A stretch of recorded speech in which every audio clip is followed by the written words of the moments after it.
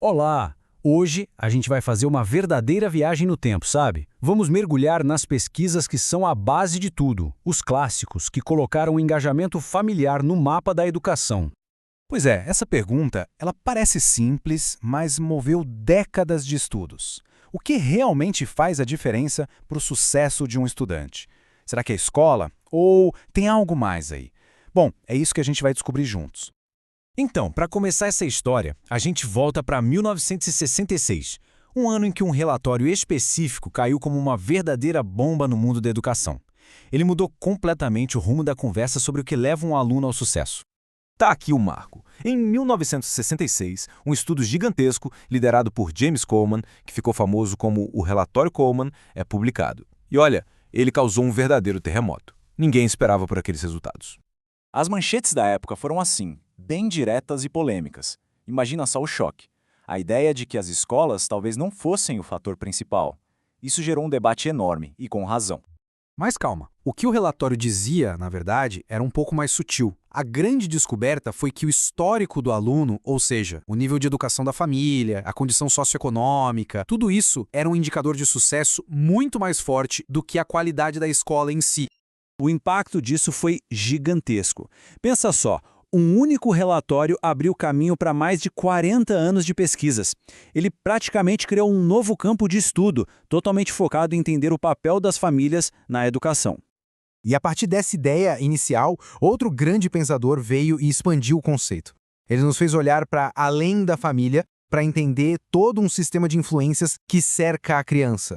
E o conceito é esse aqui, ecologia da criança. Quem trouxe essa ideia foi o Urié Bronfenbrenner, um psicólogo super renomado. A teoria dele é que o desenvolvimento não depende só da família e dos professores, mas de toda uma rede de ambientes que estão conectados entre si. E essa imagem aqui ajuda a gente a visualizar a teoria, né? No centro de tudo está a criança. Ao redor dela, as influências mais próximas, família, professores. E numa camada mais externa vêm os sistemas maiores, como a comunidade e a sociedade. Tudo isso junto molda o desenvolvimento.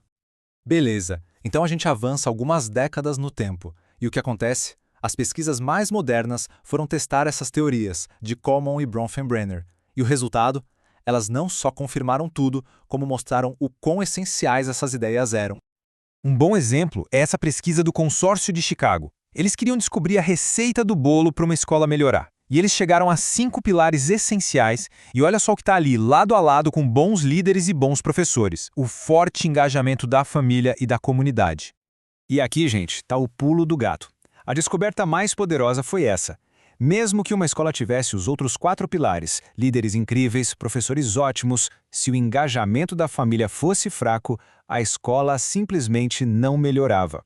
Isso mudou o jogo. O engajamento familiar deixou de ser algo legal de ter e virou uma peça absolutamente essencial. Ok, então, se a gente sabe que é um sistema e que é tão fundamental, a próxima pergunta é meio óbvia, né?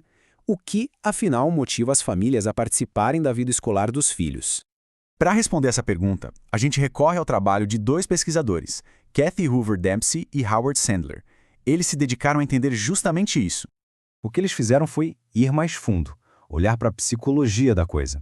Eles investigaram os motivos que levam os pais a se envolverem, sabe, desde as próprias crenças que eles têm sobre seu papel até o tipo de convite que a escola faz para eles participarem. Então, vamos amarrar as pontas dessa nossa jornada? Fica claro como o nosso entendimento evoluiu, né? A gente saiu de uma única descoberta surpreendente para chegar numa visão muito mais completa, muito mais sistêmica.